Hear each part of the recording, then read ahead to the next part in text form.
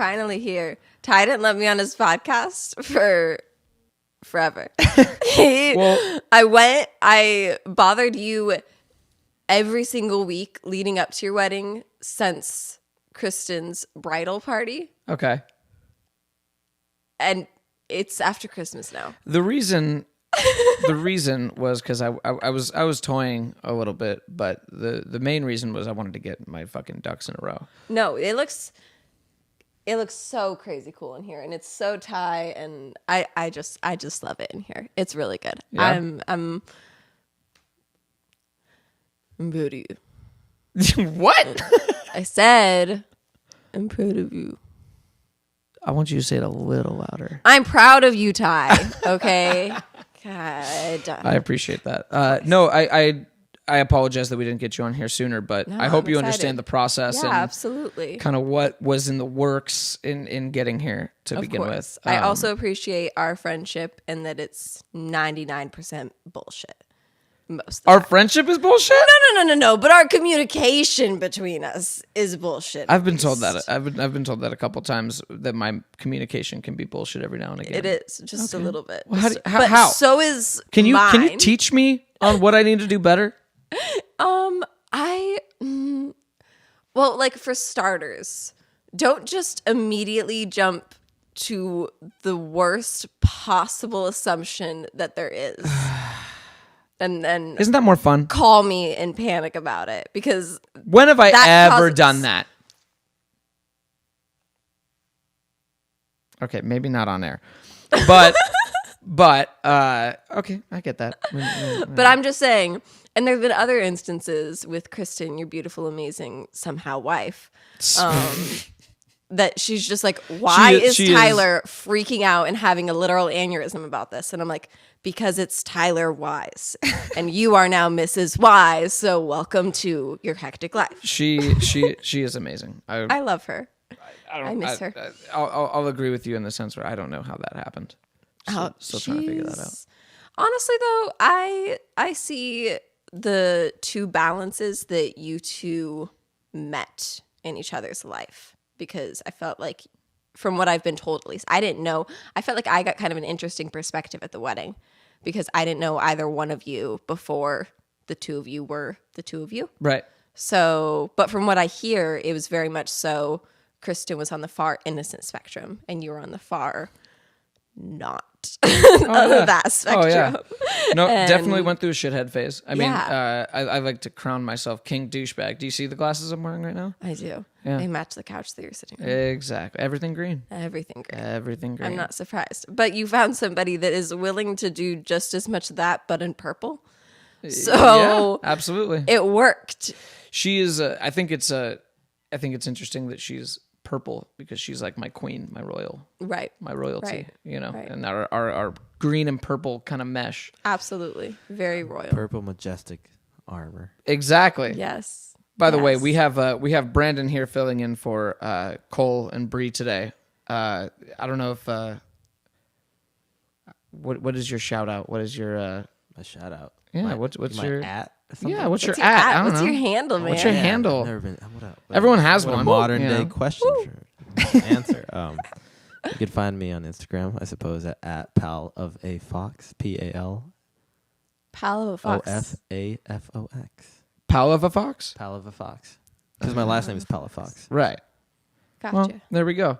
But Brandon's actually he's my guitarist. I say my guitarist. I feel like such a pretentious douchebag. Right, when like say I shit belong like to that. you. Megatech. Yeah, We are that's bounded. definitely not what I mean. But Just Eminem, my band vibes. Yeah, no. My he's, band. mine. no, Brandon and I have actually known each other for a good amount of time. He's a phenomenal guitarist and just recently got his physics degree. I did. Ooh. Shout out to that. Thank you. It's been a Where'd long you time go? coming, motherfucker. Been a long time. A long and hard time. That's crazy. But he just recently got Congrats. that, Very and much so with it. we've been working on music a lot in the past couple years. Most recently, this past year, and I think he puts out his best work when he's not thinking about it. And when I say not thinking about it, I mean Not just not thinking about it, but completely not even in there. Probably just a little obliterated. Just not in that plane whatsoever. Speaking of not in that plane whatsoever, I texted your wife. Okay, that's concerning. And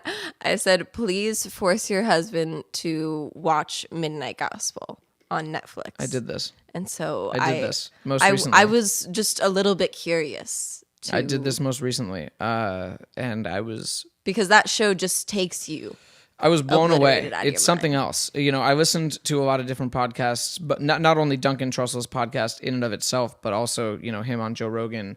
And the way that he puts it is so ego aside of how spectacular that entire show truly is.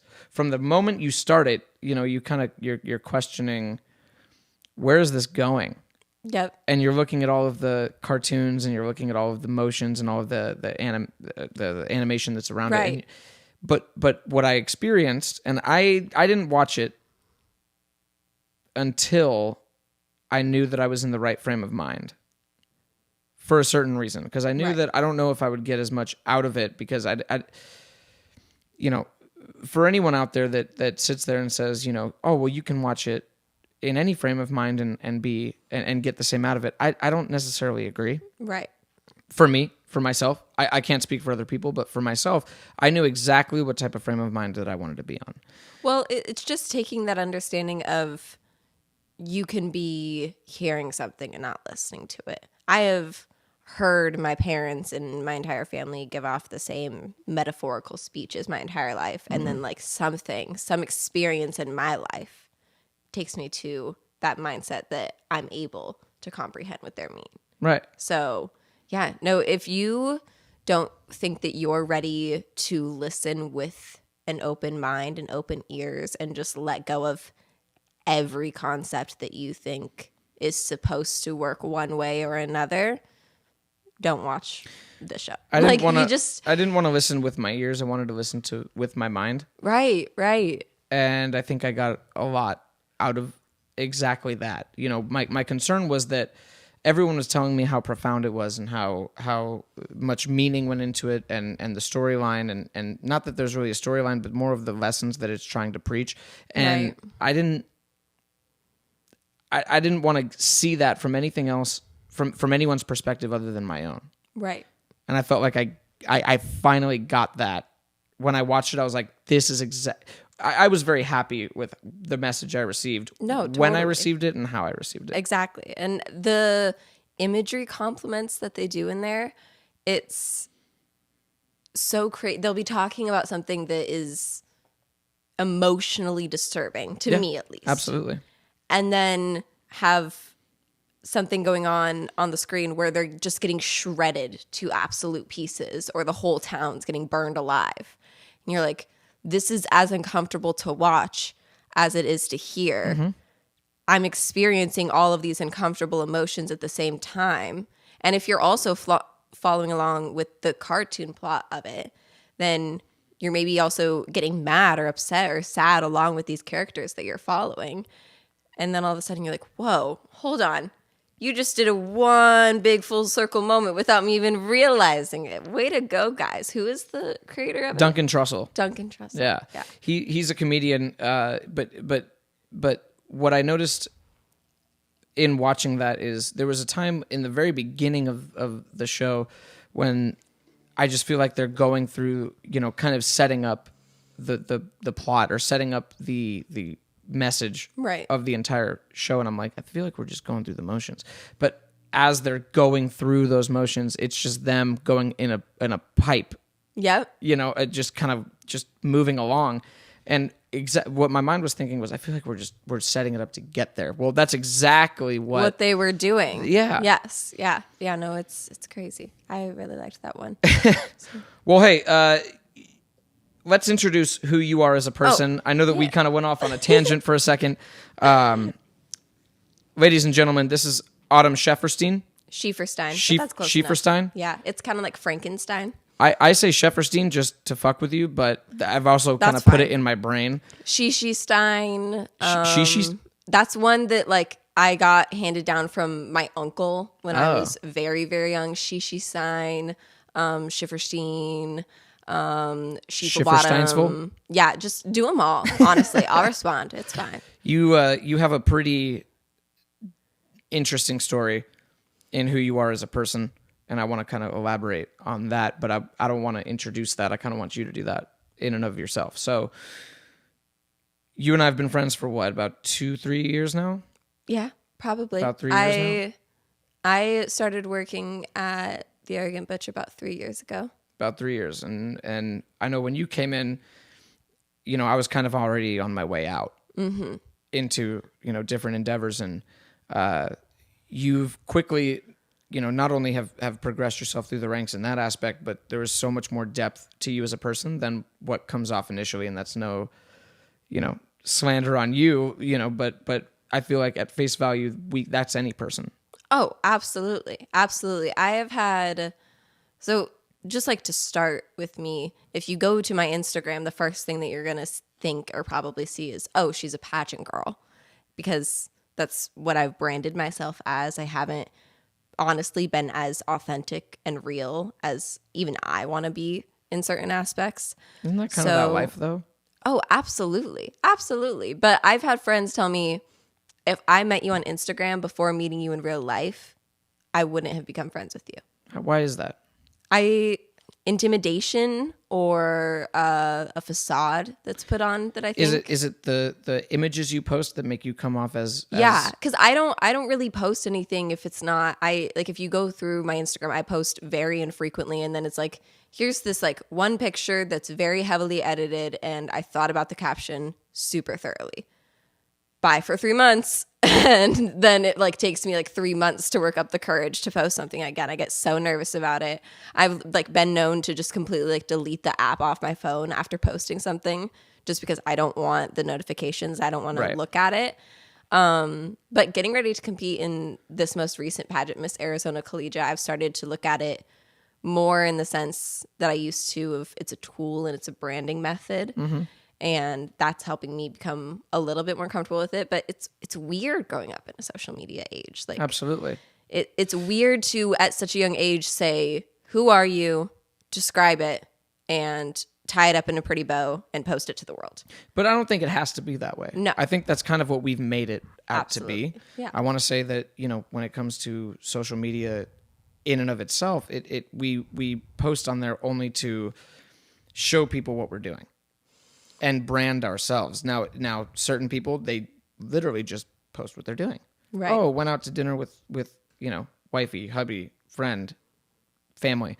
Oh, just look at what I just built. Look at this. Look at what I just took this roller coaster that I never thought I would. Like, there's different things that people, but then there's some people that take that and say, wait, how do I make a business out of this?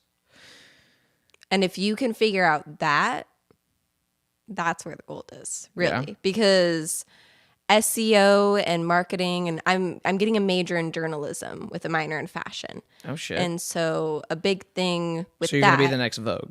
I hope so. I kind of want to do something more along the lines of like WWD, or that's Women's Wear Daily, or Fashion Business Insider, something that's like very much so in relation to like the psychology and the business aspect of it, because it's so crazy to see fashion trends and societal trends repeat themselves in the exact ways that they were predicted to. What do you mean by societal trends and fashion trends? I mean, it's clear, history does repeat itself, but what do you mean when you say it, especially incorporating social media and the internet into history repeating itself? The internet is something that we've never seen. Oh, yeah, absolutely. Absolutely. But if we go back, there's so many different forms of media that we've used to express ourselves. And every new form of media is hyper criticized than the last. So like coming into journalism, the printing press was known as the devil's writer at one point. It was going to be the thing that took over and told everybody all the wrong things, and it was literally just the newspaper. And right. Well, and now you transpose that into today. Right. And what the printing press is now is, CNN and Fox News Exactly. and all of those. Now it's just on a screen. Right. Right, absolutely. And so there's a certain aspect that you have to say, I understand that you're, I guess the word would be fearful of people having a more authentic or personable platform because there's not a filter. But it truly comes down to understanding, are you going to put trust into people or are you going to put trust into organizations? Because you have to interact with one or the other. Regardless, they have to make money. Right.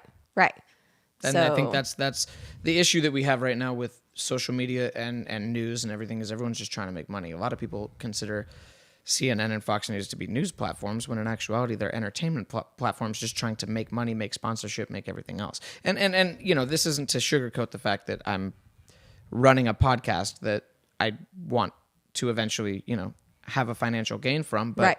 You know, at the same time there's other gain that comes from that, you know, which is learning different things that we're going to talk about here soon that I have no idea about. I don't know if that's the same take that big media represents. I don't know if they're educating themselves.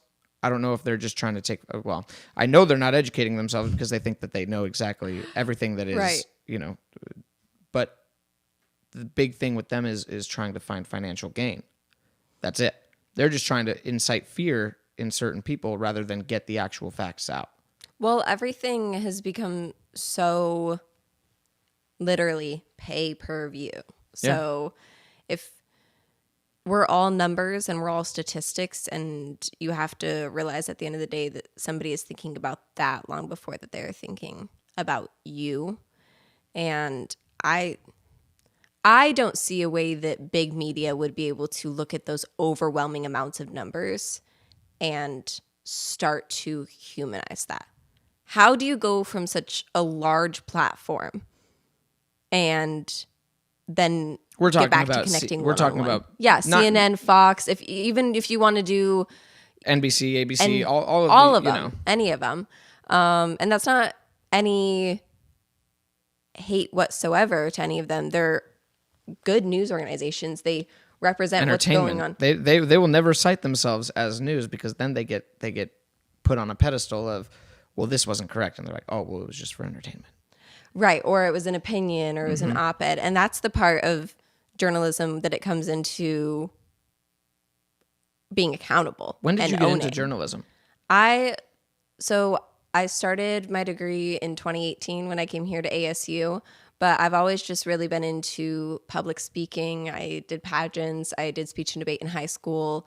I have a love for writing, and like I feel like I kind of keep saying it, but just the truth. I feel like truth needs to be told, and especially like in the fashion industry, there's so many icky parts that, whether it's because we're not educated or big corporations are taking over to run out the narrative or whatever it is, the truth isn't being shed. Journalism's a little bit different nowadays. Oh, absolutely. Whereas, you know, and it feeds into so many different niches too. Right. But back then, and when I say back then, you know, people might say, you don't know what the fuck you're talking about. You were born in 95, which they're not wrong.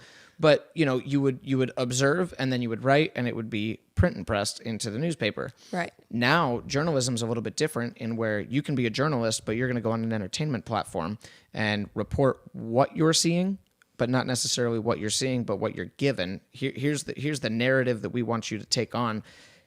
Expand on that. And that's where certain people's, you know, entire careers go from or progress from. So, and that's why a lot of journalists now are able to turn towards one-on-one social media. What do you mean by one-on-one social media? TikTok and Instagram. Are you a TikTok believer? I love TikTok so much. I do TikTok all the time, and you can look down on me for it, but at the end of the day, I mean, big media has I can't look down on you for shit. I'm 5'4", and you're what? 5'10". Look up, mofo. I'm always looking up to you at that point. But I, at the end of the day, it's all intersected. It is all one big corporation. And if it's not right now, it's being sold on a market that it will be eventually. Mm-hmm. And that's not something that will be changed within an app. That's something that's going to be changed within people taking over these powers and establishing new things. I don't hate the fact that TikTok and Snapchat and Instagram story and all of that have given people an opportunity to brand themselves and to throw themselves out into the ether and say, hey, look what I can do, and kind of give people who that might not have anything, something to show themselves and say, look, like, I want to be something, but I don't really have the tools. This is kind of giving them those tools. Right. When it, in a journalist aspect, how do you correlate the two? So I don't remember his name right now, but there were quite a few journalists, honestly, that through the election season, especially, it was nice to just say, hey, this is what time it is. This is what's happening right now. These are the updates. This is what one side is saying. This is what the other side is saying. This is what we know to be true or not to be true right now. And then that would be it. And then because it's within 60 seconds and they're being updated throughout the day, and it's this one journalist relying on his own reputation, his own name, his own platform, he's putting in the work more so than a big corporation. I don't know if people do that though anymore. I think they're so reliant on the corporations that they're being paid by that as soon as they say, hey, this is your narrative, that's what they're going But off if of. they're able to get away, that's the thing with social media now, is we're able to get away from those big corporations and have our own platforms that we operate on. You'll and get now damned our own for that rules. sometimes. If you don't already have a platform, most of the time you're not going to get heard. That's one of my biggest fears is, I can have conversations, but I'm nobody, and if I say the wrong thing, I give a fuck? No. But other people might, and the next thing you know, it's the cancel culture Right. that we know so well. Oh, absolutely. Absolutely. And at the end of the day, it comes down to, podcasts are something completely different. Podcasts are owned by the people that do them. Well, we would like to think most of the time, but they're owned by the people that do them. So there's really no fat cat with a cigar in their mouth saying, here's what you do, here's what you don't do. Right. Which can be a blessing or a curse. Right. Sometimes. But then even within that, you're limited by the platforms that you're streaming on. Is this actually reaching my audience? Am I getting blocked in a certain sense? You think that has to do with algorithms? Oh, absolutely. Absolutely. Algorithms are such a heavy play into everything. The search engine optimization that Google bases everything off of. Like, you have to look into where your market is and where you're starting and be able to draw that line from A to B, or else you're just shooting product into the air. It's not going nowhere that anybody's going to find it. Right. Useful, at least. Let me ask you this. When did you, so you said that you've done pageants and you were into the model aspect of things. When did you make the shift from, being a model and being in the fashion world to, you know what, I want to report. I don't want to be the front face. I want to report on this. Right. I went through a very interesting time my year competing in Miss Teen USA. And I haven't talked a whole lot about it, so what a time to do so. Why not? Right? But it was a little bit of a double-edged sword in the sense that it was so much work and prep and passion went into that year. And at the same time, You only did it for 1 year? I did it for 1 year. Yep. So you win the state pageant before COVID threw everybody's annual schedule off, was in September. That's for and sure. then, right. And then you'd go and compete in the summer, and then you would give it up again in September. When you say you would give it down. up again, you would win and then you'd have to kind of dethrone yourself? Yeah, so you got to keep the crown and sash. You didn't actually have to give those back. They had another one for the next girl, Right. but you weren't the Well, you'd hope so. representing year. Right. You're a former, you're a has-been. Is that more for public display of like, oh, now I'm passing it off to so-and-so? Honestly, it's what keeps the industry going. Is if there wasn't a Miss Wyoming USA 1999, there wouldn't have been a Miss Wyoming USA 2017. And that's the year you won. Right. And so there had to have been that competition building year after year after year after year. And that's after year. statewide? Yeah, that's statewide. So you won Miss Teen Wyoming. Miss Wyoming Teen USA. Miss Yep. Wyoming Teen USA. That's kind of a big deal. The only reason I correct you is because there's so many different systems, so I don't want to claim for somebody else's title Right. that they won. Right. So, but yeah, it was. So it I was really apologize for exciting. that, No, but- you're fine. You're fine. But yeah, it was a lot of fun. I competed for 3 years before I won, and then that year that I won, I put my everything into nationals. And while it was amazing, it was also a great excuse to look the other way from all of the problems that had kind of been building in the last couple of years. So What kind of problems? So starting in 2015, I got thrown into a statistic that a lot of women do, and I was assaulted. And from there, I started to tune out a lot of the world and start to block a lot of negative emotions. And When you say block, you would be numb? You would not not interact. It got React? to not react, not interact until it was like at a boiling point, essentially. And so I went numb to a lot of things, and I didn't handle it. I was a child. I didn't know how to handle it. I developed an eating disorder. I went through a lot of things, and those are things that now I'm able to own. No, I do have anxiety from these things, and I am struggling. Like, I can't sit down with people that, oh my gosh, you remember this. We went to Fleming's that we did. night after your wedding, and I had to excuse myself like halfway through dinner because I was just freaking out about nothing, because I was with people that loved and cared about me, and we were enjoying a nice meal. What the heck is going on? And then I went back and I looked at it, and I was like, my mom was texting me the whole night through the meal. And so I was thinking about one thing and then trying to put on a projection of something else while also handling one of my biggest insecurities being food and eating it in front of other people. Wow. So it was just too much overall. But rather than handle any of those emotions when I was 15, 16 years old, I wasn't even able to identify those emotions at the time to start Right. with. But I completely canceled them out, completely looked the other way, and got to such a far extreme that I was basically denying to myself that it even happened, that I had an eating disorder, that any of this was going on. And so it took me a couple of years to get back to a point that is like, no, let down the walls, let down the facades, let the people in that love and care about you, because that's why they're here. Well, So- I think you went into a lot, and I kind of want to pinpoint a couple things. You said that, and one of my main questions, that one of the things I'm working on currently is telling my inner voice to shut up and listen. Yep. And you know that. So forgive me if I kind of jump around a little bit, but one of the things that you had said was, everything was going well. You were around people that loved and cared about you, and we do. But then you get that text, and then that text kind of sends you down a spiral to, oh, now I have food in front of me. Yep.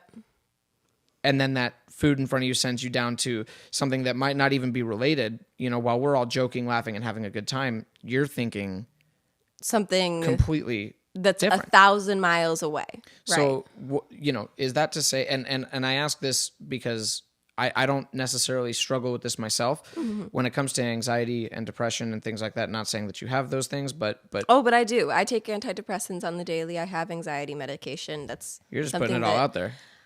If I don't, and if I keep saying that this isn't a problem, this isn't something that I deal with, that's not being an authentic, brave version of myself. And that doesn't allow for genuine connections.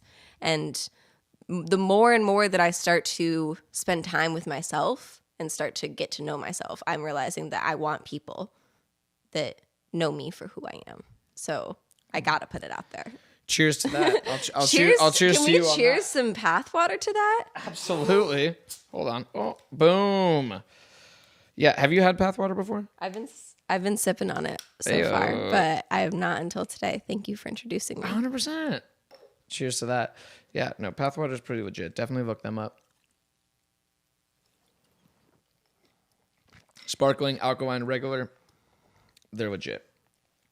You can keep that. BPA free. You can keep that bottle, by the way. They have a little thing right here. Yeah, it's where you can sign refillable. your name, and they implore you to continue using the bottle. So. Oh, cute! This is so cute. I like it. So you hit on a couple things. Is there kind of a tick or a trigger that happens when some like I hate to put it this way, but when the train starts going, it just doesn't stop, and then you start looking for things. Right. I used to be a restaurant manager, so one of the things that we would talk to our team about is, as soon as the guest sees something wrong, they're just going to start looking for things to be wrong, and that's kind of how I relate this exact scenario. That's exactly what it is. Absolutely. So I couldn't tell you what had gone on that night or even what the text from my mom said. It was probably something in relation to school or money or a gazillion other things that are completely fair to be stressed about. But more so what happens is I have started my day way, way, way, way, way before then in the mindset of, even if it's a small voice or a subconscious voice, there's a voice there, if I don't correct it, that says, you're not worthy, you're not going to do it, it's not going to work out. There's just that little bit of self-doubt that if it doesn't get corrected to start with, then... How does one correct that? Manifestations for me and affirmations. What is manifestations? What does that look like? So the big thing that I've really gotten into recently is journaling down what means the most to me. And like I said before, kind of connecting point A to point B. And you'll just write that down as a journal entry, or right. So what am I grateful for right now, and what's the goal that I want to get to, and how can those two things interrelate? And that starts to ground me, I feel. Breathing techniques, meditation, all of that really does help. But I say that as a novice and a newbie and a baby and all of this, right, that I'm trying and I'm experimenting every single day, and I fail every single day. And then I get up and I try it again. And so there's some things like I know that another thing is the pressure to finish all of my food. I will feel very guilty, especially if it's like an expensive restaurant like we were at. I was like, oh my gosh, if I don't finish all of this, oh my gosh, that's so selfish and da-da-da-da-da. And I started getting in my head about it, and I was very, very upset with myself. What's funny is we were on our honeymoon, and I told Kristen, such a different mindset. I want to go to a nice restaurant, and she's like, yeah, we'll just pick it.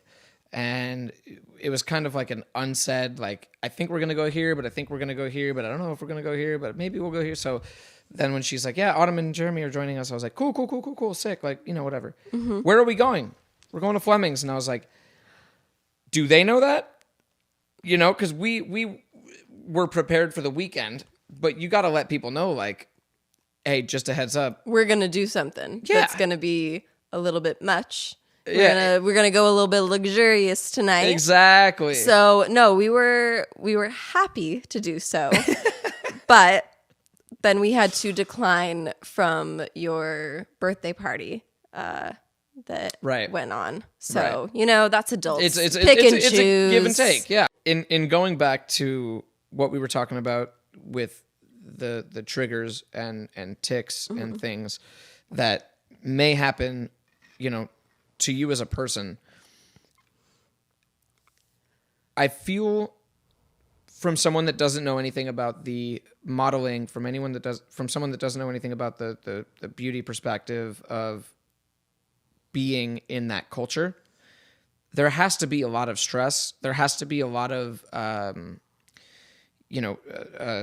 expectation that comes of being in that role. Oh, absolutely. And that can't really help anything that's going on in the mental. So that's something that I toyed with back and forth a lot because, like I said, 2017 was an amazing year. I was doing all the things that I wanted to do. I was working out. I was eating. I was the healthiest that I've ever been. I had put on like 20 pounds of pure muscle. I was training with Shout these out to the gym. Shout out to the gym. But I felt great. And then when I crowned my successor, Mackenzie, I love you. We giving her a shout out too? We're giving her a shout out, Mackenzie Kern. She has her own boutique in Wyoming, actually. So shout out Mackenzie. Shout out Doing well for Mackenzie. yourself. But yeah, so once I crowned her, I was like, whoa, all of these things are going away.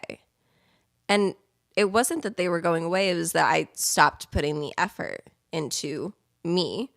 And What were you putting the effort into? surviving all of a sudden. It became just get away and get out. Was that because you were on your own, or was that because... So I was getting ready to move out and be in college. So when I started online school my junior year of college, I also started working full time. And so I was working full time, and a lot of the times in the summers I would have 2 jobs. So I was saving on saving on saving on saving, because once I had my sights set on going to school out of state, my parents were like, that's fine, but you're going to carry your half. Why of did you this. choose Arizona? So my grandparents live here. And then also Walter Cronkite is a really good journalism school. So within the spectrum of I wanted to be somewhere warmer, and then also I wanted to be somewhere bigger than Cheyenne. To be fair, and I totally stole this from earlier when you were here, I guess Cheyenne is huge in Wyoming. Yeah. But you say Wyoming and people are like, oh, I know it's a state. But where? Yeah. What? So it's... I know where it is on the map, but Yeah. like I've seen pictures. Like it's a beautiful state, and it's probably got a lot going on. Like, you know what I mean? Like, so it does. It's not to say that it doesn't have a lot going on, but I am getting a minor in fashion and a major in journalism. So it didn't necessarily have a lot going on for in that me. respect, Right. So people in there's- Wyoming are like, "Fuck you!" Exactly. They're like, "What? You were here for 18 years?" No, it had its amazing parts, but it just wasn't what I needed at the time. So Right. I had to go somewhere that had that, or at least a little bit more of it. It's not like Phoenix is the fashion capital, but I think it's interesting you came here because Arizona I needed a and middle Phoenix ground. is growing.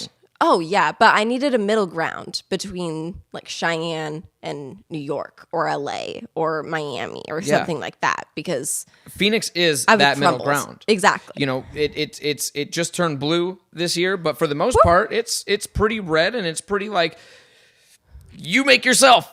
Yep. It's like no one's gonna help you. Okay, you know, like a lot of Arizona and I think one of the biggest draws to Arizona is you rise from your ashes. The Phoenix name of from the ashes. fucking Phoenix capital. from the ashes. Yeah. Absolutely, you rise from your ashes, and you can't die if you continue. Yep. So long as you rise, you can't fall.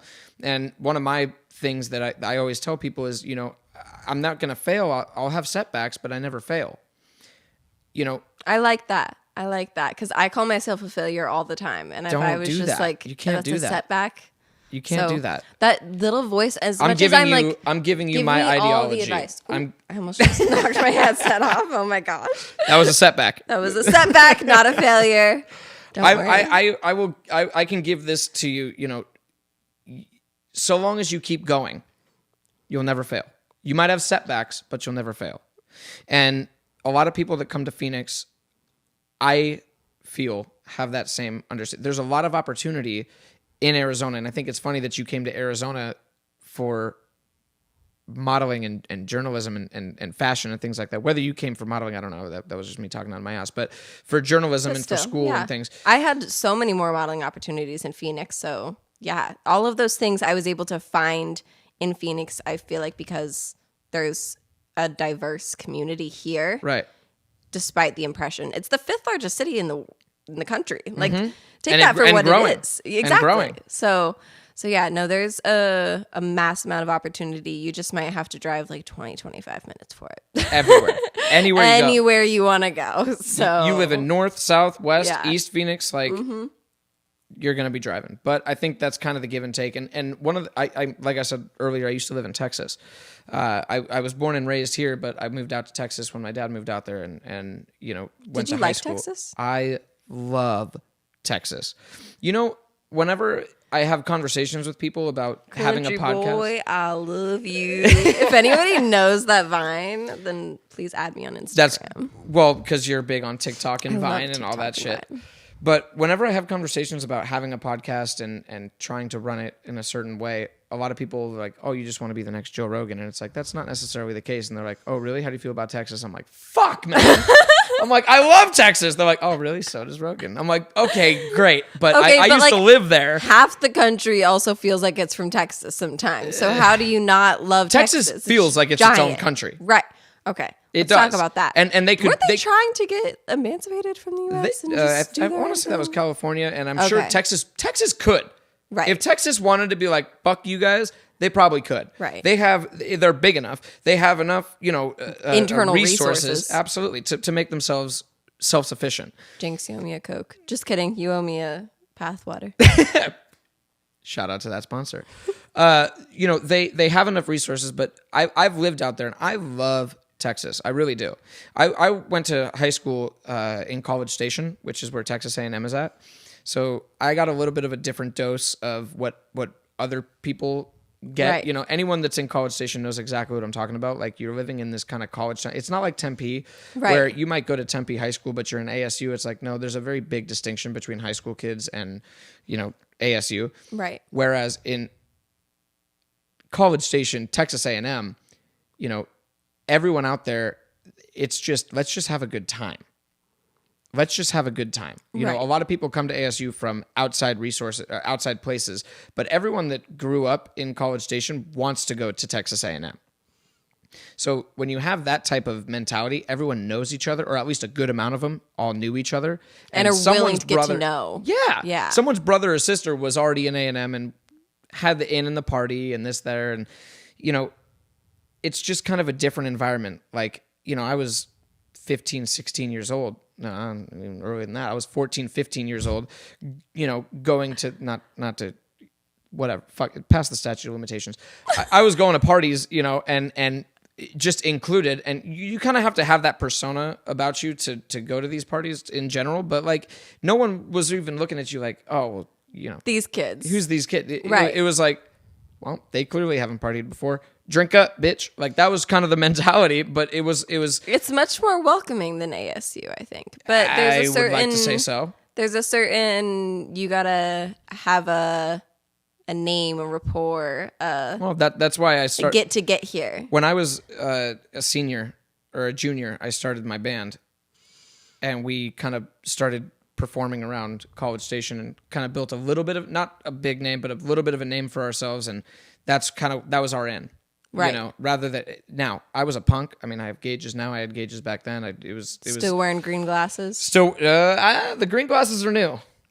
Peep on the green glasses, but I was still just as much of a douchebag then as I am now. Right. But the belt buckles and the cowboy boots, that was never me, and I think that was my niche. It was like, oh, he's the rock guy. Right. You know what I mean? And that was kind of my. Is that perception of Texas accurate? Is there a lot of country living? No. And very similar to Arizona or the West in general. If you think of Arizona, you think, right. tumbleweeds and shit like that. That's not Same the thing case. with Wyoming. Really? Yeah. Well, I feel like Wyoming is a little bit more Western. To be fair, I haven't than given everybody. that much thought to Wyoming. That's fine. You don't need to think about Wyoming a whole lot. It's not thinking about you. But Wyoming's probably a little bit more Western than other states claim to be. Right. But I feel like the whole of the Midwest gets a bigger Western rep than we actually represent. Texas is very blended.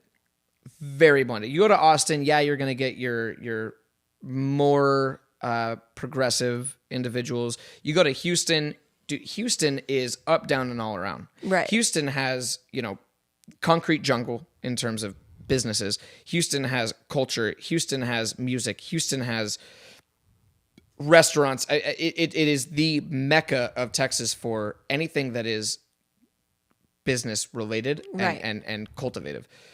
Austin is all art.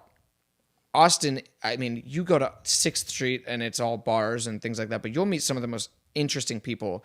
Have you gone back to visit Oh, since absolutely. leaving? Well, okay, good. I mean, 2021 now? So about 2 or 3 years ago, my buddy from high school passed away, and we went to his wake, his funeral, but the difference was when we went, it was a celebration of him because that's how he wanted it to be. Right. We went to the funeral with the family, with everything. And, you know, my buddies and I are all sitting, all looking at each other. And, you know, has his family known him a lot longer than we have? Absolutely. But we knew him when his mind was more mature than it was back then. And they know him and have watched his upbringing, you know. Right. We knew him when he thought he knew who he was as a person. Right. And he always said that he wanted to launch his ashes off his fireworks. We made that happen. I love that. I was waiting. You guys are the best. Honestly. We made that happen. Good. But Good. that was the last time that Did you ever tell the family? No, you didn't. Oh my God, Ty, I'm going to leave this podcast right now. No, you didn't.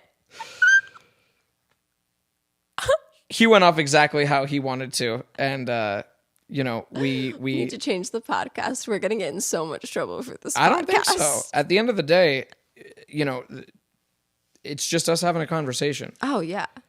You know, You can't prove anything. Oh, God. But that was the last time I'd visited Texas. But no, Texas as a whole is incredible. And again, going back to the whole, you just want to be another Joe Rogan thing. Like, I'm not helping my case here. No, not at all. Do you want to talk about promoting besides Texas as much as I am? But I literally used to live there, and I love that state because I've only had good times there. Right.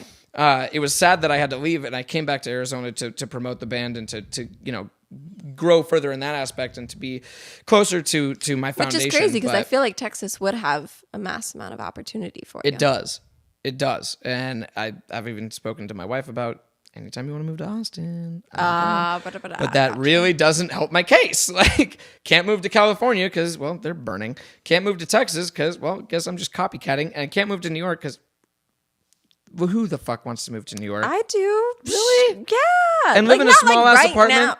Yeah, like at some point, I just want to be like that girl that has like her 10 outfits and then like goes to work.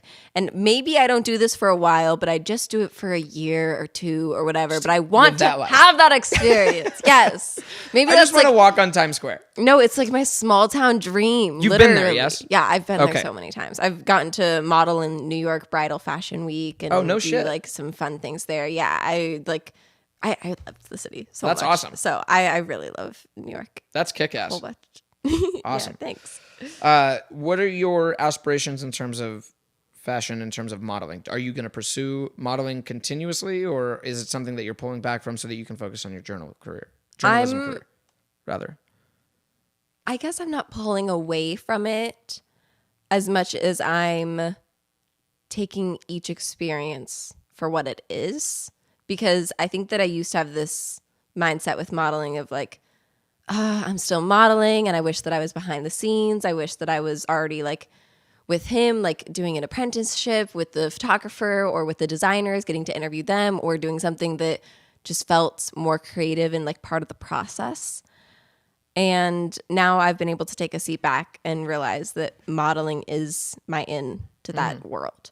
So I've been a lot better about just sitting back and observing and watching and asking the right questions and talking to the right people. But before, I used to honestly get really frustrated with modeling because I was just like, this isn't what I want to be doing. As much fun as it is to be on stage from 9 a.m. till 5 p.m. being in heels and your whole job is to just look pretty, I can't do it. That's so boring. Like, to so many not people, for what you're me. saying is like, oh, you have to look good. I know, and that's so like, oh, poor you, and like I know, absolutely I know, and so I try a not lot to of people, complain about it as much as you're allowing me to right now because I'm know not how saying it you're sounds. complaining. I would just say but that. I already told you. Wait, hold on. This is a funny story. So I know the perception that I give off as a person and just kind of the reaction that. Self-awareness. Yeah, absolutely.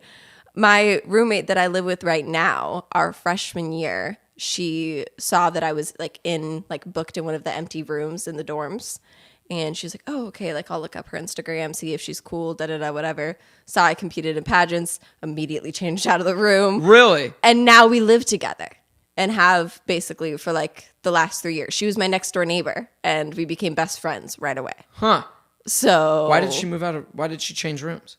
She told me she thought that I would be prissy, pretentious, typical pageant girl, which I think that everyone kind of has the wrong idea about what a typical pageant girl is because that's the same as a typical whatever other box you want to put. You are that. not what the ideological typical pageant girl Maybe is. not. I met you not knowing that you were a pageant girl. Right. And you were like, hi, I'm Autumn. I'm like, holy shit. Hi, I'm Ty. What's up? Like, you know, you were immediately, whereas I almost feel like most people think that the typical pageant girl or the model is you introduce yourself to me.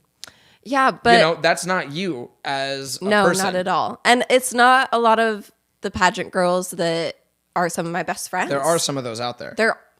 I have met some of those out there. Trust me, I have. But I think that speaks for itself when you can walk into a room and somebody is willing to come up to you and introduce themselves versus waiting for you to come to them. Mm-hmm. That says a whole lot. And at the end of the day, you have to realize that you're a person and you are going to be marketed as whatever person you show up as, whether that's a pageant girl or whatever. Some of them do this weird thing where they just feel like their entire body's a flow.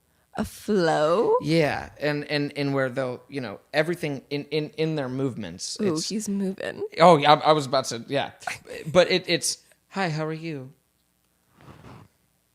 And you're like, great, come back. Stop moving, come back.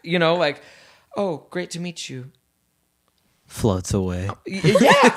I'm like, wait, what the fuck are you doing? Like, they're just trying to be super elegant. I get that, but like, first off, really, I don't think that I've ever seen that. I've seen my dad and I have something when girls are walking on stage and then they let their hands like flow behind them. So like rather than their arms that's like an moving act, up and down. That's on purpose. Well, maybe, but it doesn't look good. So when it's done right. Right. So rather than just moving their arms naturally or back and forth or whatever, they'll start moving them like side to side so it looks like they're waving a fart behind them as they're walking. And my dad, maybe they are. Who knows? Oh, it's so good. A lot of pressure. It's so good. My dad will text me and he's like, "No worries, we got fart workers on the stage." And I'm like, "Heck yeah, we got this so one." Your parents are in on it. Like they're supportive. They're super supportive. Mm-hmm. But they're down to earth as well. They're like, "Oh, fuck this chick." Fuck this. But I have a question. You have it. What's that? Who chooses what you wear? Did you choose that? I choose what I wear. You choose what you wear? Mm-hmm. Most of the time, at least. It's not to say that I won't take opinion from others, but I've always been raised to very much so be strong-headed. When I started competing in pageants, it was my decision. My mom deferred me from doing it for many months. Do you have to buy stuff, or do you get anything custom made? I actually just got a dress custom made for this Shut up! I'm so excited. So yeah, one of my friends. You want to shout out that company that made it? Can I shout them out? Absolutely. So Drip by Mune is her Instagram. So Drip by Mune? Mune, MEWN. So MEWN. Okay. Yep. Drip by Mune. Drip by Mune. Megan Barbera. I love her so much. She is actually, I don't know if you guys are going to get this reference, but I love being with fashion people because you can just say something and they get it right away. And I was like, 2018 when Zendaya did the Cinderella dress at the Met Gala, and she was like, "Yes, let's do it." Got it. And she just went off and she did it, and it was beautiful, amazing. And we do, we have a fashion journalism club together too. So she's the president of it. Actually. I think that's a beautiful thing that you put together was when you're in a certain industry, you can say something that references something so specific and small. But then they know exactly what you're talking about. It's awesome. It's such a good, rewarding feeling. I love it. If Brandon so and I much. are talking about music and we're like, hey, Alice in Chains, Dirt, I don't know. I'm kind of thinking this like Rain When I Die. He's like, got it. You want a little bit of harmonics? I'm like, perfect. You get it. Yeah. It's not just that. It's like the minute things. Say it's a problem we've all had. It's like, oh, I know exactly what I've encountered this. Yeah. Yeah, absolutely. But again, like you can reference that point and be like, I got it. I got it. I know exactly what you're talking about. Yeah. I love working with her. She's an absolute genius. Drip by Mune. I'll have the pictures after this weekend. We'll post them up. Yeah, I will. I'm so excited. The Upstream podcast will post them on our story. Yay, I'm so excited. Do you have some clips or photos of what you're going to? I don't know how this works. I'm a dumbass. You're fine. When You're it not a comes dumbass. to pageants and things, you're competing again, which is huge, which is great. It's awesome. What do you do to prepare? What do you take, glam photos? Do you how does that work? Yeah, so this time has been different because I'm doing it totally And it's COVID. And it's COVID. So that's totally weird too. It's because there's 4 different divisions. There's an elementary, junior high, high school, and collegiate. And all 4 of the divisions are competing at separate times in order to allow those restrictions and everything. So the pageant's being super safe about everything and making sure that we have all of our bases covered in that aspect. But as far as prep goes, it's been so different this year because I'm doing it on my own. And so my mom didn't even know until Jeremy told her, actually. Oh. And she was like, Shout out to my boy Schmerd. yeah, thanks, Schmerd. And she was like, what do you mean Autumn's competing in a pageant? And he's like, oh, was that supposed to be a surprise? I'm sorry. Oops, my bad. But yeah, it was really fun, actually. I got my evening gown from my successor, Mackenzie Kern, who I already shouted out. Nice. She sent it to me. And then Y'all support each other. That's legit. That's the thing, is that it's a community of people, and when you can find that community, you can start to rely on those different people. That's when you really tune into it. So yeah, that's been more than anything. And I haven't really been focusing as much on, I guess, dietary or fitness prep because I'm going into this focused more on my mental, I think. So I have been going to therapy and doing group therapy and doing outpatient treatments and all of that in relation to my mental well-being, my anxiety, depression, eating disorders, all of that. And so I haven't focused as much on the fitness aspect like I used to, of pushing sleds with weights on them down the gym and freaking just tossing ropes on the floor and doing all kinds of these crazy Spartan exercises. But I think that it's more beneficial for me because it's allowing me the time and space that I need to actually do what I need to, rather than just trying to put out a front of what other people are expecting me to do. Because that's really the reason that I came back to compete, was just I was like, I need to turn my attention back towards myself and start doing things that I want to do again. Mm-hmm. And I've been saying that I want to compete again for so long, so let's go do it. Fucking do it. Yeah, I love it. Real quick, I got to take a piss, so we're going to cut it real quick, and then we'll come back. I apologize. Cole's going to fucking hate me for this. But go ahead and hit space. I'm glad that I wasn't the one, though. Back at it. So, sorry, we had to take a little break. That's good. My Duty called. But, so, let's get back at it. So, my interest goes towards when you say you were competing and when you were putting yourself first, when you were, getting rid of the physical aspect of things, psyching yourself into the mental aspect of things, rather, when people hear that a model is competing, it's very different when where are my glasses? I didn't even take my glasses. Oh, good Lord. Send it. Oh, got him. Nailed it. Boom. Now we can continue. Hold on. My skull deserves it more than I do. Oh. Bada bum bum. It ain't gonna fit. Whatever. I think it's interesting when we're talking about a sport. Most people consider competing being, someone that is putting in extra effort to get themselves in peak physical condition, going to the gym and pumping iron or competing in terms of, there's so many different things that people do to ready themselves for a competition. Right. When we're talking about modeling and when we're talking about runway, when we're talking about pageants, the same but different goes into it. There's a lot of back end work that gets put into it. What kind of work gets put into that? Because absolutely. Again, I'm an idiot. I don't know what I'm talking about. No, you're totally good. So what does that look like? Honestly, a lot of it is journaling for me and looking inwards, seeing what am I seeing in myself? What am I not seeing in myself? What can I improve? What do I just need to, relax on? And what do you mean relax on? I guess I put a lot of financial pressure on myself. So like as a 20-year-old, I really don't like accepting help from others if I don't have to. Mm-hmm. And I've had this like building mindset since I was 15, 16 when I started. Is that an age thing? Because you put a lot on age and how old you are. Is that an age thing? Is that a personal thing? Is that how you were brought up? What is that? Yeah, I don't know. I guess it's just kind of the independent mindset that I want to have. I know that my parents are working super hard to go after these same dreams that I want to, as parents do. And so I feel like sometimes I'm not holding up my end of the bargain, especially with the pandemic and everything that went on there. I was like, dang, I can't do this on my own anymore. I need to rely on you a little more. That wasn't a thing when you started modeling. The pandemic wasn't a thing when you started. No. Right? You did this because what? Like started modeling or started like competing? Because I chose to compete in this pageant just probably like a month and a half, 2 months ago. But because I missed it and I wanted to put myself first again. And that meant not just focusing on one aspect of my life, that being finances. Mm-hmm. It also expanded into other things like my mental well-being. And so that's one thing that I've started to rely on my parents more, is that I was like, okay, well, I'm going to start taking treatment for this a little bit more seriously. I'm going to start looking into this a little bit more and really figure out what's going on here.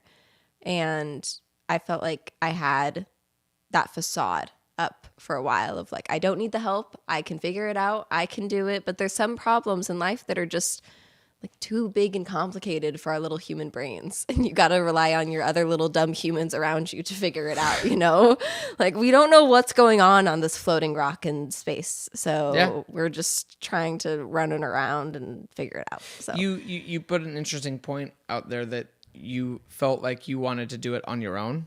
Yeah. And you wanted to jump back into the swing of things, but that bred a lot of stress, that bred a lot of mental overload to you. Right. No. Why would you want to take that on again? And what advice would you give to people that are almost in your same position? But I don't know. There's people that do pageants. There's people that do modeling. There's people that do fashion that don't do what you're doing. They just go on Instagram and post pictures. Right. So they're not taking that extra step. They're not going that extra mile to actually put themselves out there. There's the social distancing aspect of, I can post from afar, but I'm not going to, be there for the actual, action, so to speak. Right. So what's the difference in your approach?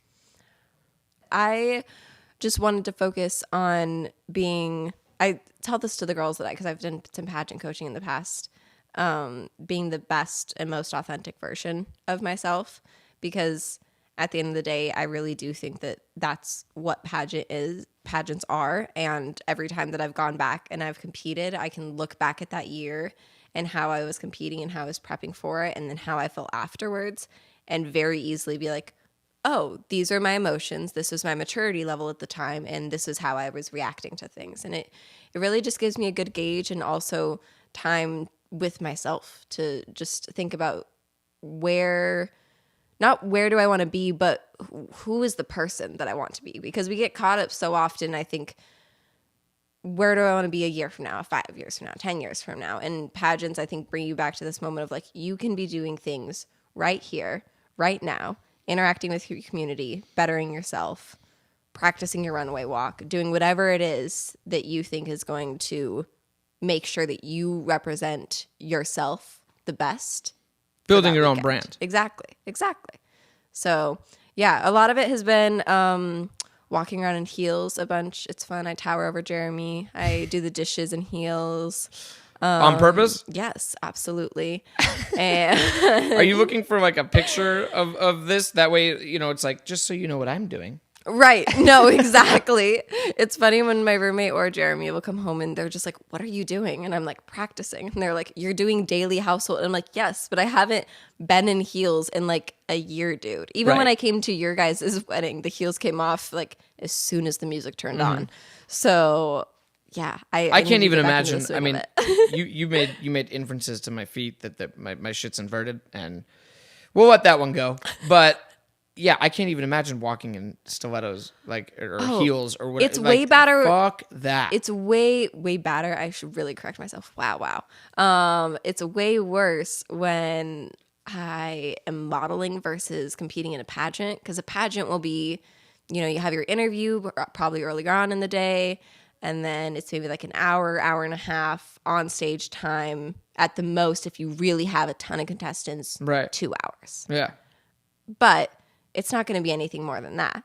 Modeling, you're doing the same show, at least like with bridal and the prom and pageant modeling that I've done. You're doing the same show again and again and again and again and again from 9 a.m. till 5 p.m. with breaks in between there. But for the most part, you're just in heels all day, and that's all that you're doing. I have Sounds so like a many blast. pictures of me just with my feet, because all the fluid starts to run to your feet, you know? Right. And I have so many pictures of me and the girls just with our feet propped up on the walls and just like letting them hang from the ceiling, basically. Because Is that like a known so thing? bad. Like you guys just let your feet go up and you're just like, oh, Yeah. Yep.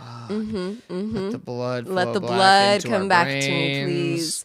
Because yeah, it's a lot. It's a lot. So, what kind of backlash have you received in terms of whether it's self, whether it's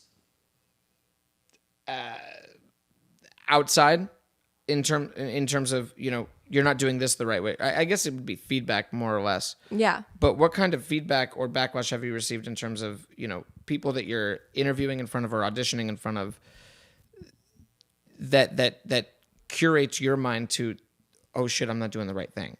Because I've spoken to a couple people that I've interviewed, that some I haven't aired, some I have, but even ones that I haven't had conversations like this, that are like, it goes so much more in depth, whether you're an actor, whether you're a model, whether you're a photographer. You're not even in front of the camera, you're behind the camera. Right. And you're auditioning in front of these people, and you just get this feedback that's, you know, you're not good enough, you're this, we'll see you in 15 pounds. You're just like, what the fuck? Have you experienced any of that? Like, what kind of feedback do you get, and how do you handle that? Yeah, I have gotten everything from overwhelmingly positive, kind of kissing the ground I walk on, to this is wrong, this is wrong, this is wrong, this is wrong. Right. And more than anything, I think the thing that helps me through that is standing in who I am, and to put it as blunt as possible, like not putting up with the BS, because I am not seeking another person's approval at the end of the day. I'm going to be really upset Right. if I get to the end of a project or my degree or whatever it is, and I look back and I go, damn it, I did that for somebody else. Like, I didn't do that because I was wanting to do that. Like, I did that for somebody else. And I think that more than anything, I've literally had agencies like look at my body in a swimsuit up and down and be like, yeah, no, the outer thighs, we're going to need some work there, and under the elbows, we're going to need some work here, and da-da-da-da-da. Is there a specific workout for under your elbows? Like under here, you know, like your triceps. Okay. Yeah. So like, but that's what they're talking about, is like the classic pageant wave. They're like, if you win, then you're going to be jiggly, and you don't want to be jiggly while you wave. And like it's things like that you just kind of you have to take it with a grain of salt, because if you don't, then the little things are going to start to trip you up outside of this bigger picture of who am I? What am I trying to represent? What am I trying to get done at the end of the day? I think that's an interesting focus point is, going back to what we said earlier when I was like, oh, a lot of people would kill to be in your shoes. Oh, exactly. But at the same time, with that, going straight Spider-Man here, with great power comes great responsibility, and if you're talking about being in a position where you are a role model, or being in a position where you might be, I don't know what would the best term be, being well, that's a big thing with pageants, is that especially if you're in like the high school to college age, but you have to keep it you're up. Talking all the time. You have to keep it up, and you have to continue going to the gym. You have to continue, doing all these things and getting that feedback. And you can't really tell them go fuck yourself. No, because they're looking up to you. But that's also the position you're in, where you want to get the job. Mm-hmm. So you can't really tell them to go fuck themselves. No, you have to tell them, okay, you got it. I'm gonna do it. Yeah. And you have to put in that extra work. That's the work that you're putting in, whether you want to or not. You're like, okay, I'm gonna go do that. Then I'm gonna go do that. You got it. And I don't think people see that human side of it.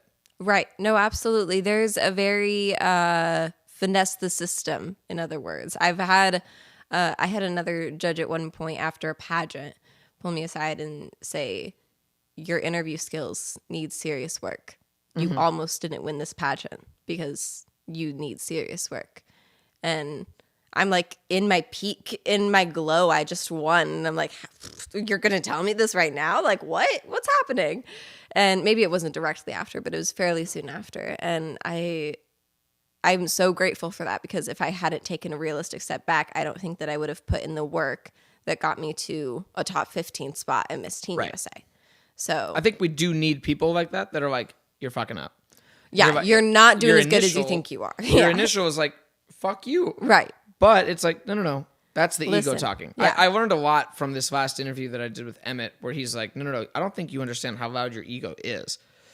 It's so big. And there's been a lot of talk in spirituality recently about this idea of destroying your ego or separating yourself from your ego not being you. And you have to realize that you trying to destroy or separate yourself from your ego is just as egotistical as owning it. Yeah. So I've been on this path recently where, and I brought this up in the last interview, where I'm putting up these shields because I'm like, that's not me. That's not me. You don't know me. Well, that's exactly what it is. Right. Those shields that I'm putting up are to deflect anything that could harm the inner tie. Exactly. Every reaction that we have is some kind of projection, whether we realize it or not.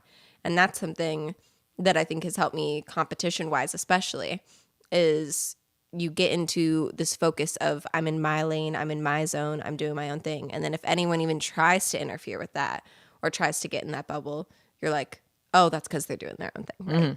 And if you're able to have that conversation with yourself again and again and again and again, and let yourself kind of speak and just be like, oh, no, I feel upset, I feel insecure, let yourself feel those human emotions, you'll start to recognize them in others more and be more patient to it as well. You have a very interesting take on spirituality.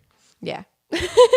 And I love it. So. Because Thanks. I'm kind of similarly we have very like-minded. Yeah. And it's fun because every time that we've had a conversation about spirituality, it's not I give like you the we're most amount of shit. Oh, I know. Yeah, it's not like we're seeing eye and eye, but we're still hearing each other. Right.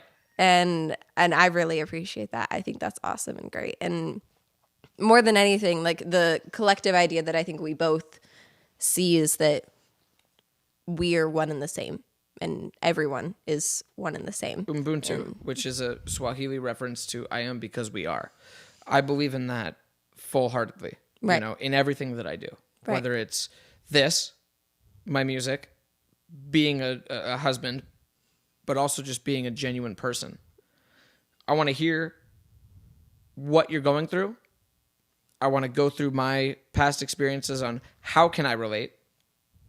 And if I can't, that's something that I'm working on right now is if I can't, accept that. Yeah. Accept that I can't relate and ask and talk to and figure out. But if I can, even though I might not be going through the exact same scenario, I want to at least let you know, like, I'm here for you to listen.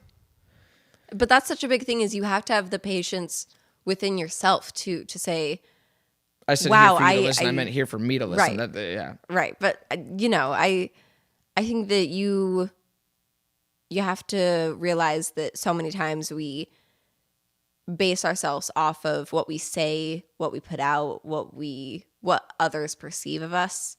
And we don't honestly take a moment to say, what did I think about that? Even if I didn't have any sort of outside reaction to it, I had some sort of internal reaction, and that deserves its own pedestal, because if you don't give it to it, it's going to come up later on in some small or big way. Especially with social media and internet, it's going to come up. Absolutely. Absolutely. The shit you said 5-6 years ago, probably it's going to come up. So, yeah, exactly. What is your take on spirituality and how you kind of handle yourself? I know that we in this interview, we've talked about a lot of different things about how you manage your own mental capabilities, how you manage your own mental struggles in the career choice that you've chosen. Mm-hmm. So what is it that you focus on in terms of spirituality that gets you through each and every day? I think it's so hard. More than anything right now, it's just trusting the process and trusting that, like, there's been so many times there's going to be a gajillion people that are going to roll their eyes right now because I'm 20 years old. But there's been so many times in my life that I felt as if I understand now. I get it. I know what this is, and I know what this world is, and I know what people are around me. And then some other shit storm starts, and I'm completely lost again. And I have to find it all over again. And it's, I think, just accepting that progress, that it's always, there's been so many times, like you asked earlier what one of my triggers was, and it's 1000% one of them would be men hypersexualizing and just being creepy. Yeah. And just kind of doing what maybe it's casual flirtation in their eyes, maybe it's completely harmless in their eyes, but I know because of what I've gone through that I am more sensitive to it. Right. And so, like, the other day I was bussing at the butcher and just tying up the cords and everything. And I'm struggling with it because these are like big, heavy, like janky old cords. And I'm not the only one to struggle with it, certainly struggling more than most, but I'm not the first. So all of these construction men and businessmen and all of these men are walking past as I'm trying to get these cords up. And one after another is making some kind of snide remark or laughing or turning back, giving me a side eye, whatever it was. And I really let it get to me. I had like a full-blown panic attack about it. Really? And at work? Yeah. Damn. I had to like excuse myself. So that's the other thing is like I will push myself to a limit that I feel is finally necessary. So I finished setting up the patio because that's basically all that you need to do in the morning. And then I was like, I literally walked up to Jimmy and I was like, I'm having a panic attack. I'm going to the bathroom. Might come back out.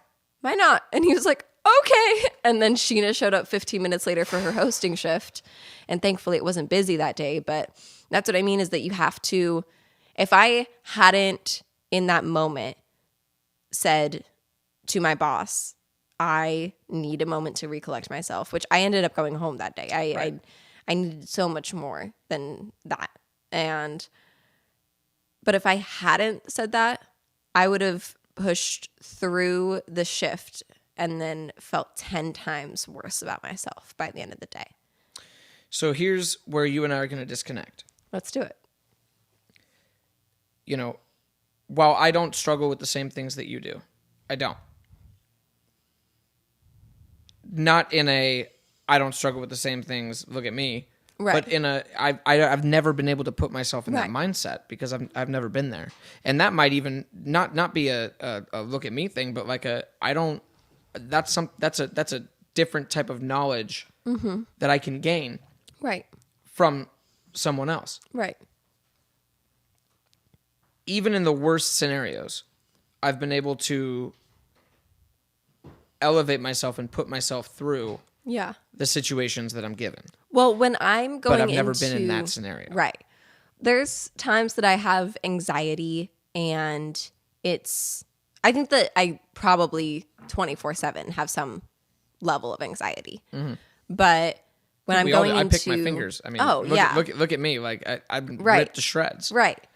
But when I'm going into a panic attack, it feels as if I'm losing all control of my muscles, as if I'm losing all control of my bodily functions. Like I am going to completely lose everything right now. And it's not something that's good or healthy whatsoever. It needs to be managed, and I'm working on that. But in those instances that I start to realize I'm so far beyond any coping skill, anything that I know to bring myself back to reality, and I'm sitting there and my hands are shaking. I've just thrown up twice. I am like trying anything in the world right now. I have cold rags, like paper towels all over me, trying to get myself to cool down. At some point, you just have to call it and say, like, that my nervous system, my physical being right now is way too overwhelmed for me to mentally check in and bring this back to anything. And someone like myself doesn't recognize that. Right. Because I've never been through it. Right. And a lot of it comes from when you're traumatized, you get stuck at a certain age a lot of the time. It's age freezing or, stuck in reality, whatever you want to call it. But a lot of the times that I feel like I'm going there, I relate more heavily to that girl that was assaulted when I was 15 Right. than I do myself now Right. at all. And that's common for all trauma survivors, is that it's PTSD. You go back to a moment that isn't reality anymore and start feeling emotions that aren't present to what you're dealing with anymore. I think that's one of the issues that we're facing as a society today. Not to say that this has never been a thing, because it's been a thing for thousands of years. Right. But I think it was more relayed to women to suppress that and don't let it out for the past couple thousand years. Oh, absolutely. And now you don't know who you're talking to. Right. And you're also carrying that generational trauma of your sister, your mother, your best friend, your grandmother having the exact same experience and going, oh, no, honey, it's fine. I didn't say anything either. You didn't say anything. Why are we all not saying anything? Right. We should all be saying something right now. Like, please and thank you. Well, and that's the So, issue. Exactly. Right? If I'm having a first-hand conversation with you, you're not walking up to me and saying, "Hi, I'm Autumn. I was assaulted." No, that's not that's how that not goes. how that connection works at all. No. It's not until we have one-on-one conversations, Right. in front of So, everybody, exactly. But where you find that out and you learn. It is And learning. it's you learn scary, who you're talking to be completely honest, to let down, to be vulnerable in that sense of saying, I'm completely human. I feel all of these raw emotions that everybody else does, even to such an extent that it stops me in my tracks sometimes. Like it's something that I need to overcome and learn to cope with better, because it stops me from doing the things that I want to and need to be doing. I'll be honest with you, Autumn. You having this conversation with me and being so open about it and confident about it, and especially in front of cameras that other people and angles and views that other people are going to see, speaks more to your character than I think you might realize, unless you came here with the notion that I'm going to let it all out. And if so, great. But not a lot of people can have that conversation, especially in the sense where there's, opinions, comments, things like that. It's going to happen. Right. And coming from, myself, who, I don't give a fuck how I look, what I look like. You probably know that. I don't give a shit. Crooked toes. Crooked toes. Why you always talking about my crooked toes? That's so funny. I'm going to get sent this exact clip by all of my best friends because I don't have cute toes either. And they call me turtle toes. So you're crooked toes, I'm turtle toes. We'll call it a day. But even then, like, you know, coming from myself, who I don't really give a shit about how I look. No. And speaking with you about your insecurities and where you are personally, mentally, physically, spiritually, it seems from an outsider's perspective looking in that you're overcoming that, and you're almost doing this to look at yourself in the mirror and say, I'm better than this. I can do this. Yeah. Yeah. No, and that's absolutely. huge. And I applaud you for doing that. Thank and I think that's absolutely incredible. Thank you. And I think more people need to have that conversation. I appreciate it. I think that it starts with saying that you're not doing as good as you're telling yourself and everybody else you are. And then from there, you can honestly start to say, what do I need? What do I want? Because some days what I need and what I want is to take like a 2-hour nap. Mm-hmm. And some days what I need is to get the hell out of bed and go hike a mountain and do an exercise. And so it's just been a lot more about being patient with myself. Each day is its own. And so honestly, I'm just listening to like that little 15-year-old girl that I feel like got stolen a good growing opportunity away from her. And just like, all right, well, what do you want to do today?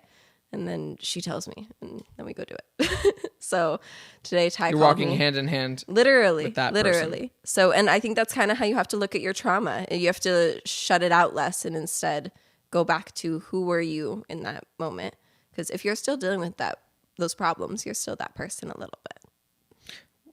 What would you say to people that have yet to get over that?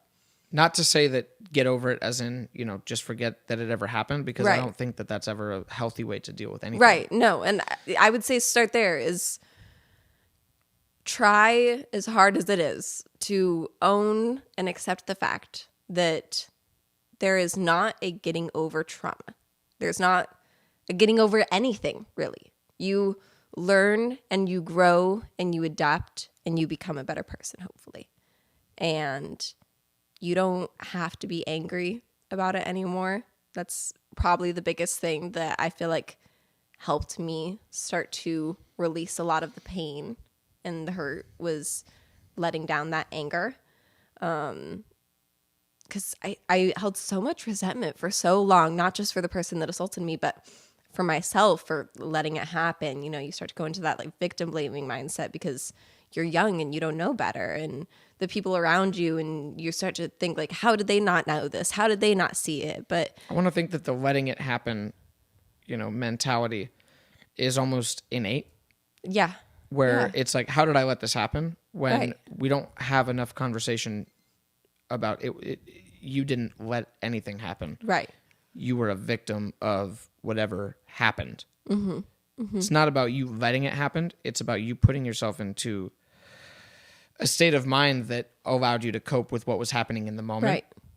And then you look back and then we have these conversations in public that shame women for discussing and talking about what happened and making it sound as if it's their fault. What were you wearing? What were you doing? How many drinks had you had? Like I know so many women, unfortunately, that have had to go to the police station and report an assault, and they get nothing but looked down on and completely ridiculed as if they had done something wrong, or they're looking for attention, or From they're the not police? believed. Yes. Yeah. And that's not to say that's all police, but there is certainly a stigma within the police force and medical side of things. You know, if you go to a hospital and get a rape kit done, those can be super traumatizing as well.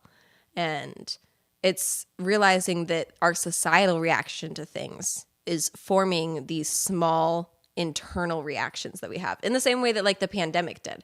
Like think of all the things that you were like, oh, I wish that I could go do this, but pandemic, 2020, virus, I think whatever. a lot of that comes from the thousands of years that women had to suppress all of that. And it was very much, you know, oh, well, that just happens.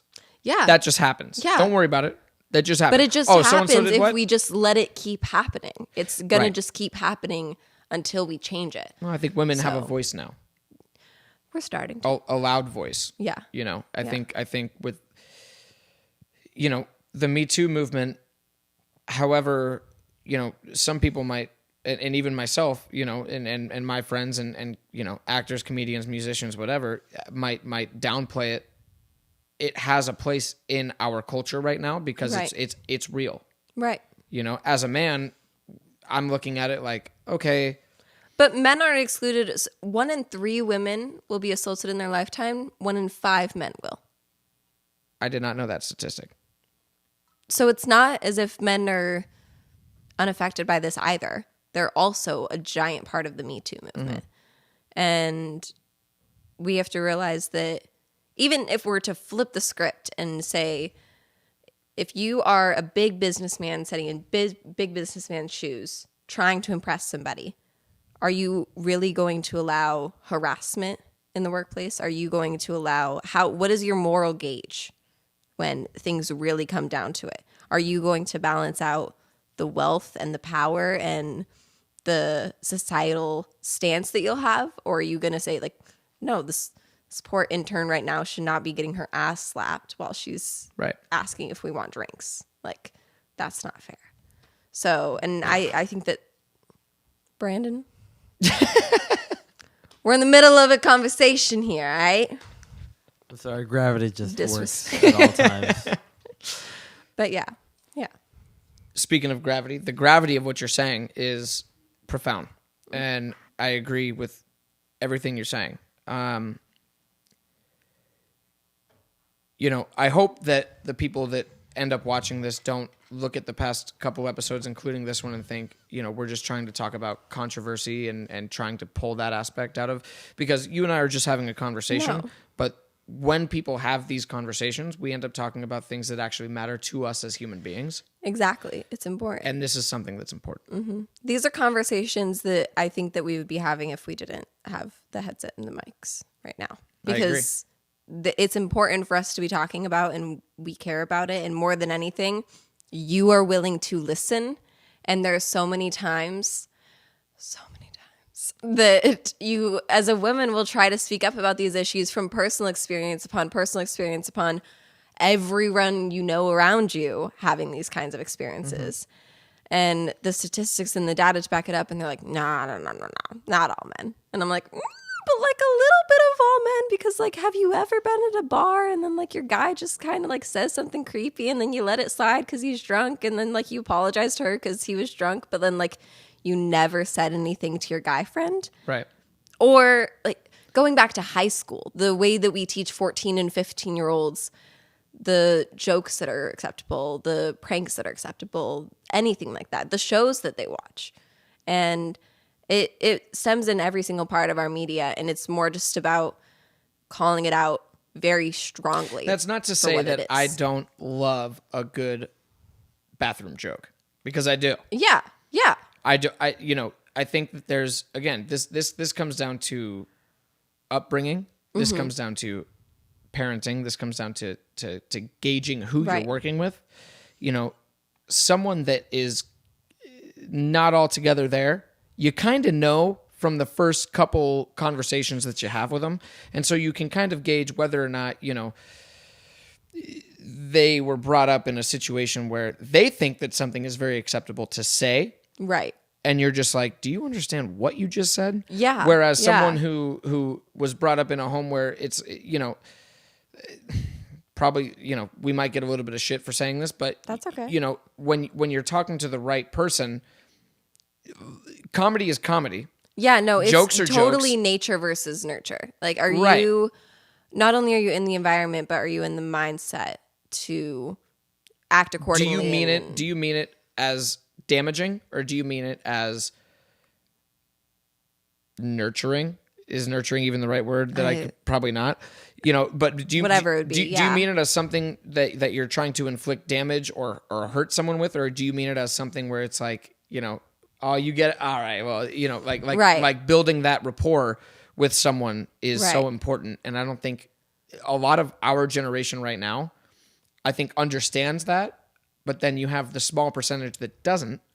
And we like to harp on the small percentage that doesn't, which I understand in doing so. Right. Because they need to get with the fucking program. But I had this conversation with Emmett about our parents and you know, not saying his parents, my parents, or any, but you know, parents that were in the 80s and 90s. It was a different age. Oh, yeah. And they were dealing with a whole bunch of different shit. Yeah.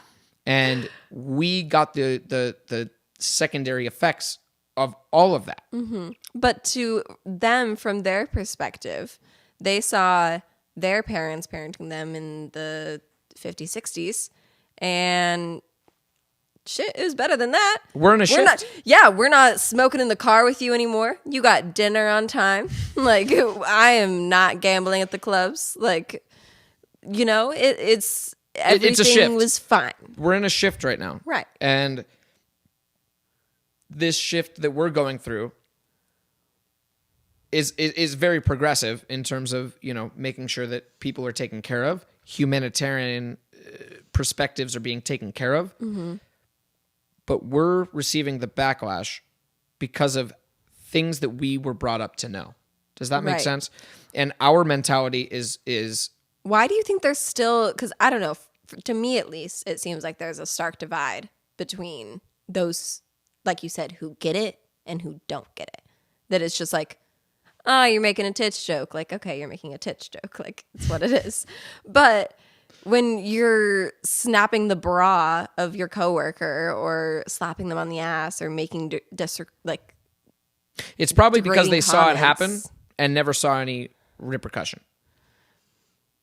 And I'm not giving a green thumb toward, or a green light towards, you know, a thumbs up to anyone that but you'll does keep running stop signs if you never see anybody get caught for that. Exactly. You couldn't have put it better. You know, Emmett also said, if you don't hold people accountable, that's the least you could do. Yeah. Just takes one person to stand up and then everybody be like, yeah. Yeah. Yay. Absolutely. It takes one person to stand up. But holding people accountable and making sure that people know this is okay, this is not okay, that's a different, that also kind of ties into a different conversation where what is acceptable and what isn't. Right. And society is changing each and every day. And then also, how do we have that conversation? Because I feel like... Just like we just did. I mean, yeah. But so many people aren't willing to listen the way we are. They Without just want to talk about their other perspective. Without any outside influence, without phones, without, you know, anything, just having conversation and finding out, who are you as a person? Who am I as a person? Like, having these conversations and finding out, what do you believe? What do I believe? Right. Oh, you believe this way? Why? What about your childhood and upbringing made you think that way? Okay, well, here's what I think. And then we come to a common ground where it's like, I respect you as a person and I understand where you're coming from. Right. Now that I've actually had a conversation with you. Not just, you know, our society right now, our generation is lacking in terms of basic conversational skills. Yeah. Anything that someone posts on Facebook or Twitter or Instagram, that's their immediate thought. But what stemmed that thought? Was it just something that, this is how I feel right now? Or was it, this is how I feel because of what I've come to know? Right. And I don't think we have enough of those conversations. And we're judging people based off of that. Right. That's not fair to them. But do you think that it'll change if we start to have those conversations? If we start to say, hey, you think this way because you're set up in this way? Do you think that people will start to analyze their backgrounds more, the soil that they grew in more? I think they'll start to analyze their backgrounds more. But I also think when they become parents, if they become parents, they'll incorporate that mentality. Right. And it will be a generational thing. Right. Absolutely. And that's the biggest thing, is you're just here for your time. So just contribute while you're here for your time in whatever way you think that is. And keep going over it. Keep thinking about it. Keep deciding if you really think that that's the best thing. I agree. Nice. Fun. Autumn, let's talk about, before we wrap up real quick, what are you doing this week? What is your expected outcome? And let's talk about where we find you and how do we follow you? How do we support you? Okay. Yay. This week is going to be so crazy. I usually am working doubles like all through the week, but this week, starting tomorrow, starts school again, starts my internship again. And this weekend I'll be competing in Miss Arizona Collegiate. Hey-o. So a lot's happening all at the same time. But yeah, you can follow, right? Load it. But you can follow me at Autumn Schieferstein. How the fuck do you spell that? Schieferstein. Schieferstein. EIN. EIN. Okay. Yep. It's like Frankenstein. Don't spit. You made me dribble a little bit. Little dribble. Okay. And or then you can follow my Miss Phoenix Collegiate page. So Miss Phoenix Collegiate. yeah. So Where? on Instagram. Okay. Yep. I sincerely appreciate having you on this Yeah. this podcast, and I know that it was a long time coming, but I appreciate you having me. This is so much fun, Ty. I loved it. I'm sorry I had to bug you until day's end because I was getting a little bit jealous of everybody else. on the day off, I'm just saying. I figured, I was like, I think it's about that time, and I think that was exactly how I opened up that phone call. Ty calls me and he's like, "Hey, it's your boy," and I responded, "Which one?" And you're like, "Oh my God, please start saving numbers in your phone now. That's not okay." And I was like, "Okay, what do you want?" He's like, "Come film the podcast. It's your time. We're doing it right now." And I was like, "All right." But at least you get to, see what Right. the fruits of I the love labor that went this. into it. Like, this is Coming from the room. office, the room was not this. The room was not this at all. It's This different. is so much better. I'm super proud of you, Ty, and I'm excited to see this episode and all the other ones that come after. And yeah, I'm stoked for you. Well, thank you, Adam. I'm super proud of you as well, and everything that you're about to do. I'm eager to follow up. So you down to be on this podcast again? Yeah, I'm down. Hopefully I have some cool, either going to have some funny stories or some like super inspiring stories. Oh, so it's either going to be 100%. like, wah, she really tried. Or it's going to be like, yeah, no, it went fairly well. Excellent. So yeah, I'm excited for it. Well, at Autumn Schieferstein. Schieferstein, but yeah, pronounce it God however damn you it, want Tyler. to. That's fine. It's fine. We're at the end of the podcast. At Autumn Schieferstein, And Miss Phoenix Collegiate. Miss Phoenix Collegiate. All right. Yeah. Thank you, Autumn. I appreciate Thank you. Cheers. Bye. Cheers.